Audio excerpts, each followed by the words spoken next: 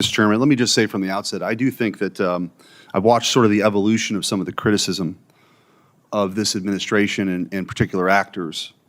And I think much of the criticism, which is cloaked in terms of transparency and communication, really is just an effort to undermine a shift in our foreign policy orientation, which I support, which is to realism, as opposed to some of the failed points of view that have dominated permanent Washington over the last 30 years. That's how I see it. Now, people can disagree. That's how I see it. So the point of my questions, Mr. Valdez-Green, I want to ask you, in recent months, there has been speculation and criticism aimed at Undersecretary of War Colby and his team, much of it anonymous and misleading and divorced from reality. Some have suggested that the policy office is freelancing or undermining the president's agenda. Nothing could be further from the truth. These attacks don't reflect a policy dispute as much as a resistance from those invested in maintaining a foreign policy status quo that has repeatedly failed the American people. I think it's important to set the record straight. The job of the policy arm of the Pentagon is to provide informed recommendations to the decision makers in the chain of command, President Trump and Secretary Hegseth. In no way are they undermining the president, the secretary, or the administration's defense policy objectives. On the contrary, these are professionals who translate the president's directives into cohesive strategies and generate the forces to achieve them. You've been in this business for a while. I want to give you an opportunity to speak for yourself. But there's been much about this tired tropes about isolationism, which is a joke. And I think what this is a refocusing on the homeland and the Indo-Pacific. But let's just talk about that for a second. Do you think, I want you to speak for yourself, do you think we should abandon NATO? What about the rest of Europe? Do you think we should abandon Europe?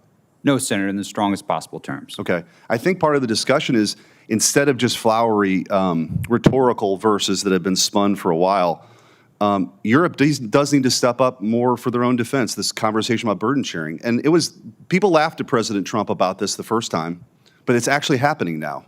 This is good for us. It's good for Europe.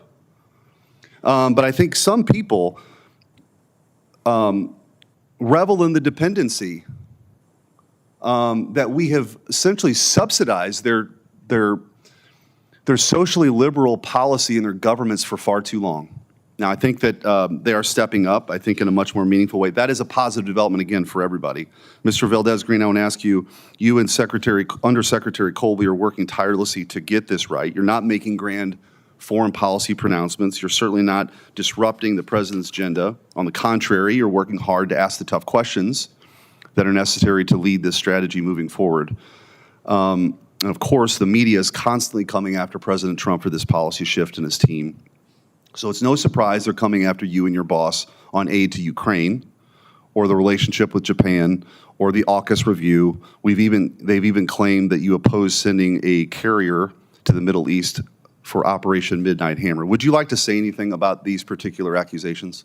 Senator, I would just offer that the reporting on each of those episodes was inaccurate, and I believe in at least a couple of them the complete opposite. For instance, the article with respect to the Undersecretary's alleged position about forces to support Operation Midnight Hammer, the opposite of reality. I categorically, a few moments ago, stated that reporting that policy ordered or even recommended a pause in shipments of weapons to Ukraine was inaccurate without any caveats. That remains my position. And the others as well. With the 2+2, we were in touch with Tokyo at the time. They disputed the report contemporaneously. There were other reasons. I won't cite them in this setting out of respect for the Japanese. And then on AUKUS, this is something that from the very beginning was always oriented on strengthening the agreement consistent with the president's intent as stated publicly, and it was always done very collaboratively. And just the last point I would offer here is this is not just me saying it. There's paper trails for most of this. This is not conjecture. And the last question, in the time that I have remaining, I've heard consternation from some on the other side of the dais that focusing on the homeland is sort of a taboo topic and unimaginable. Somehow our focus on the homeland precludes us from focusing on the Indo-Pacific. Would you like to address this sort of false claim? Senator, we've been directed to do both, and that is exactly what we are doing from a force management perspective as we think about developing forces to support the strategy handed down by the Secretary in line with the President's intent. I would also just offer that, and I think very sensitive to a question earlier, there is not a belief that to do these things, we have to abandon the rest of the world. And I think actually doing that would be counterproductive, because we do have interest in the rest of the world, and the simultaneity problem that Senator Rounds and others have spoken about, that is real. So we do need to stay engaged, I think, in very, very important and critical ways in Europe and in the Middle East, alongside allies and partners that are stepping up. That is, I believe, how we can achieve enduring peace through strength. Thank you. Thank you, Mr. Chairman. Thank you, Senator Schmitt.